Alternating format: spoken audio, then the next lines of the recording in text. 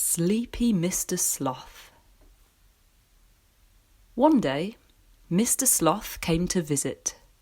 He said, "I'm sleepy. I need a good branch for a bed. I'm quite good at climbing. I know how to swing. But sleeping's my favourite thing. This branch looks lovely.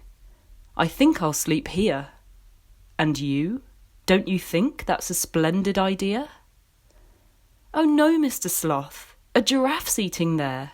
He might think you're lunch and start nibbling your hair." "This branch looks lovely. I think I'll sleep here. And you? Don't you think that's a splendid idea?" "Oh no, Mr. Sloth, there's a beehive right there. You'll never get sleep with those bees everywhere." "This branch looks lovely. I think I'll sleep here.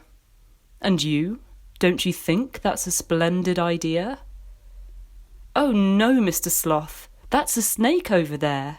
Not a branch, poor old snake, you gave him quite a scare."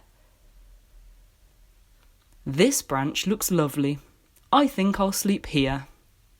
And you? Don't you think that's a splendid idea?"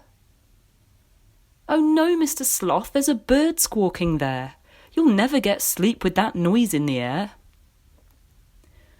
"Try climb one more branch, Mr. Sloth," they all said, and that branch was just the right one for his bed.